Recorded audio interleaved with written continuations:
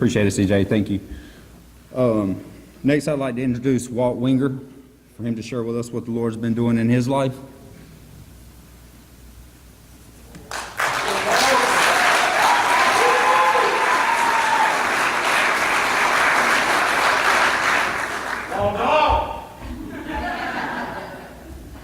How y'all doing? You know, Jackie's right. I've always cherished coming here. I really have. And I thought about running out the back tonight, but I really can't do that because all God's done for me, I can't keep quiet about it. I really can't. Yeah.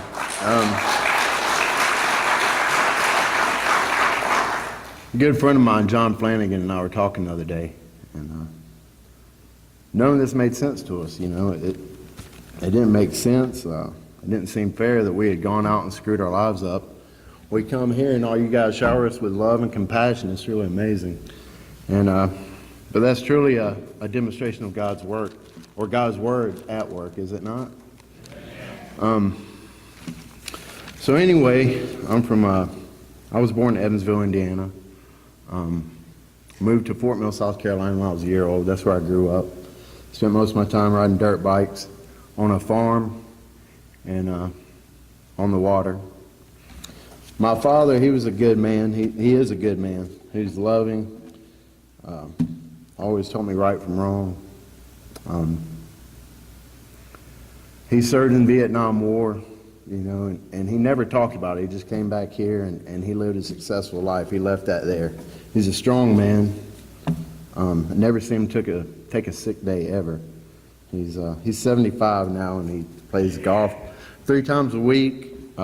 Just an amazing person. My mother, I met her when I was 9. You know, she was killed when I was 15 by her husband, and her body was never retrieved, so there was never a funeral, and there was never really any closure for me there. And I struggled with that, and that, you know, my dad tried to take me to psychologist and stuff. I just wouldn't talk about it. I didn't have anything to say about it. It was kind of like him, I guess. I stuffed it down and was just trying to go on about my business. I just didn't know how to express it. But so by about 9th grade, I found myself expelled from school. So I did what anyone would do in that situation. I bought a school bus and I went and followed the Grateful Dead. You know, it was really cool. I got to see a lot of fun things and meet a lot of cool people, and it was exciting. Mainly, I didn't have to deal with what was going on with me. You know, everything was just new and exciting. There was always something going on. I remember him using words like family and brother and sister, and you know, we went around the country peddling peace, love, and understanding for $5 a hit, and it's ridiculous. Anyway, after that, you know, I found myself in the Outer Banks. I fell in love with that place. It was beautiful. I surfed all day. I drank all night. By that time, I was really just kind of numbing myself, so I didn't have to deal with things.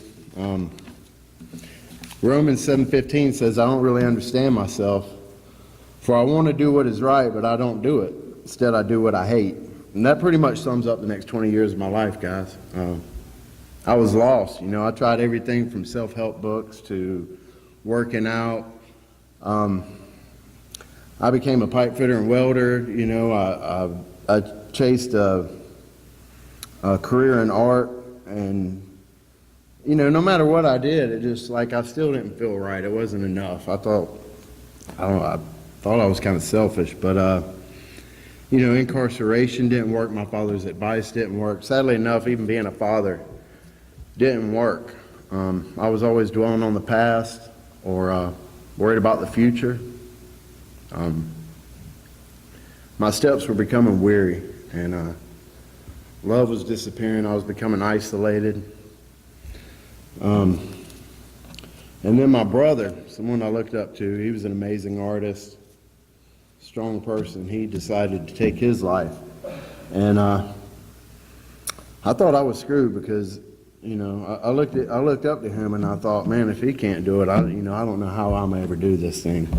And So I just got further into my addiction. Right before I got here, I found myself in jail. Woke up out of a blackout in jail. Something stupid I had done, and shoplifting. And anyway, my parents wouldn't get me out. My dad wasn't getting me out this time. His wife, they were not doing it. And so I sat there 5.5 months. In that time, I started reading Proverbs every day.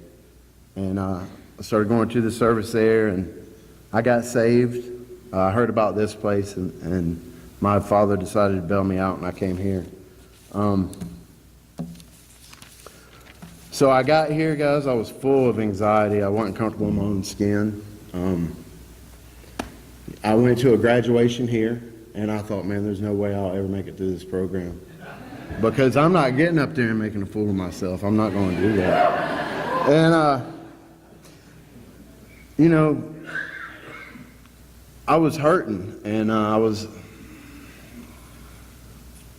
worried. I feared man's opinion of me. And that's why I used a lot, you know, to hide that pain and anxiety. And anyway, as the weeks passed, I started giving a little more access to God week by week, a little more, until finally I surrendered it all.